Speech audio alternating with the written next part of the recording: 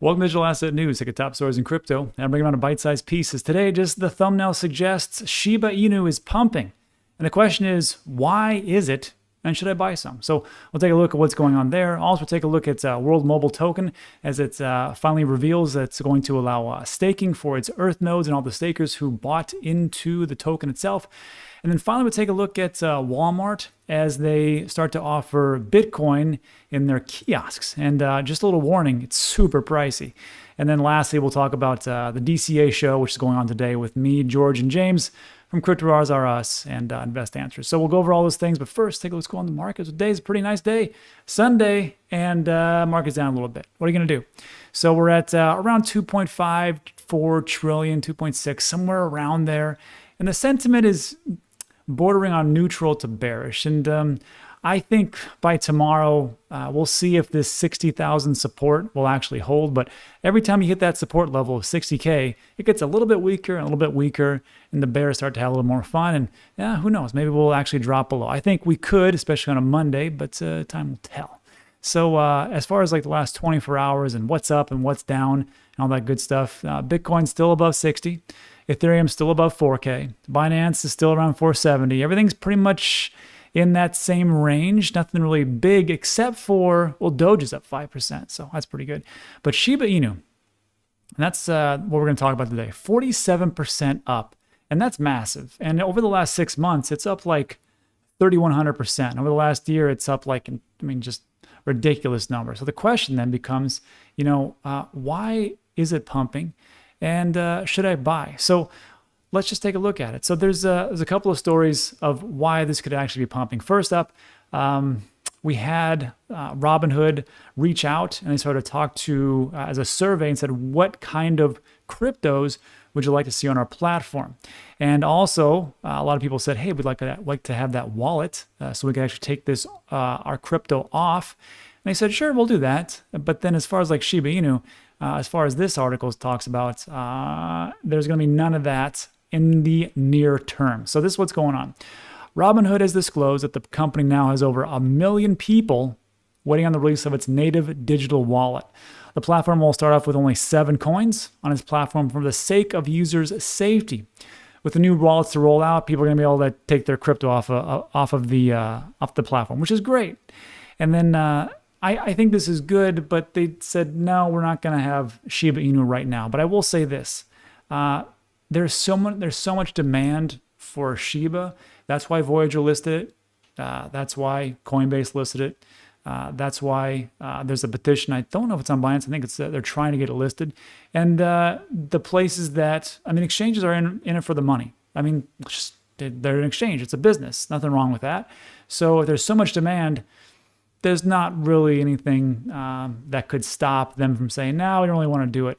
Especially if people are like, well, we want to have Shiba on here and we'll just shut up and take my money, essentially what it is. And they'll probably list it at some point. But so that's a negative on there. But if you look at it, the Shiba Inu army is like, we don't really care. This is all good news. But the thing that I looked at, I thought was interesting was this last snippet here. And it says Robinhood observed that 3/5 of its total active accounts had dabbled into crypto trading increasingly over the last 6 months. And most of the newbies, that's all they do. It's just crypto. So if we take a look at what's going on with Robinhood, people are they're in there for mostly cryptocurrency. And somebody like myself who gets into like Tesla and Mara and Riot and stuff like that. So that's the first part. And I think this is the bigger issue. And I think there's a bigger issue, and I'll talk about that in a second. But Shiba Inu aims for groundbreaking shift in primary architecture with the launch of its own blockchain. And if you don't know, it is a fork of Ethereum. It's an ERC20 token. And what they want to do is they want to branch off. So right here from the horse's mouth, the Shiba Inu development team is working on its blockchain known as Shibarium. And it has advanced in stages now to the testing phase. So I think people hear this like, oh, great, it's going to be like its own thing. It's going to be great. It's going to be, like a mainnet launch, all that stuff. Hold on. What it is, it's a layer 2 Ethereum scaling solution. So just like Polygon. So that's what it's going to be. But here's the thing, and that's great news. And I'm not knocking anything that they're doing. Great. If you want to purchase Shiba, it's fine. Good for you. Especially if you purchased like a year ago, you're up like massive. But this is going to be competing with Polygon. It's going to be competing with a lot of layer 2 solutions. So again, can you put your money into it? It's up for you to say or not. But when we have something like this, where it's like, this is going to be a layer 2 solution and we're in the testing stage. So if you want to do this, it's going to be a long time coming for them to actually get to that point, from just the testing to the mainnet, to the glitches, to all the things they have to do. And maybe it'll be worth it in the end. But I still think there might be another reason for why people are just so into Shiba and why it actually went up massively. First of all, you can never discount community. Just take a look at the XRP army. They are so adamant, and that is what has kept XRP afloat as the SEC has been, battling them in court. So we take something like that. We take a look at the Cardano community. We take a look at any community, really. That's what keeps things really going. And the Shiba community is so strong. They're out there and they just love it so much that it keeps everything going. But I think there's also this other part here. And when I took a look at Coinbase, I just took a look at the prices off on my phone, and I was just scrolling through it. I'm like, okay, Dogecoin 26 cents, and then Shiba Inu. I was like, holy smokes, it's 0.00004155. So when you're looking at this, and you're like, wow, a lot of people don't even know that you can buy a fraction of Bitcoin. So they look at Bitcoin like 60,000. I can't afford that. And then Polkadot, $42. That's kind of pricey.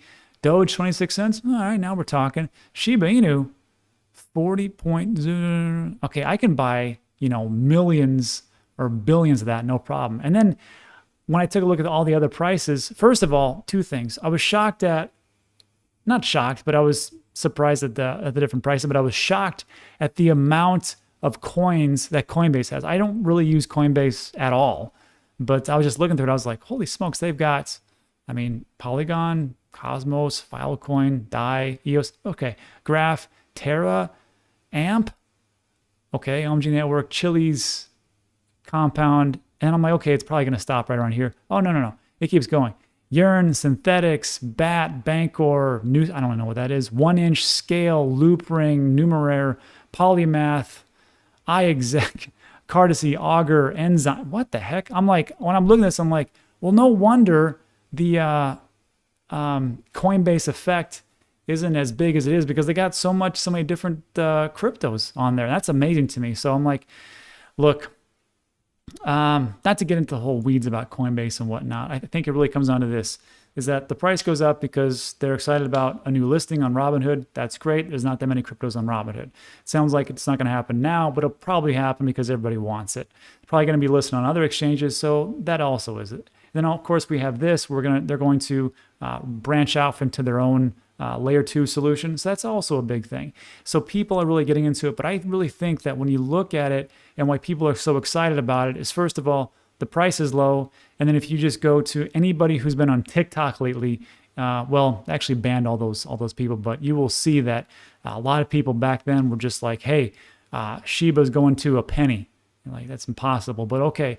And then people believe it, and before you know it, off you go. So I'm not saying it's bad or it's good. Me personally, would I buy Shiba? No, I wouldn't. I won't buy Shiba, because to me, it's a lot of competition. The tokenomics aren't that great. And then they're talking about a burn, talking about maybe not a burn. And for me, I'm just like, there's just so much competition in this space for that. And that's just for me. My goals are not your goals. If you invest in a Shiba, great, good for you. You're probably going to make a boatload of money because it's just going to go up by the community itself. Anyhow, let me just think about that in the comments section. Let's go on to our next couple pieces, which is WorldMobile Token.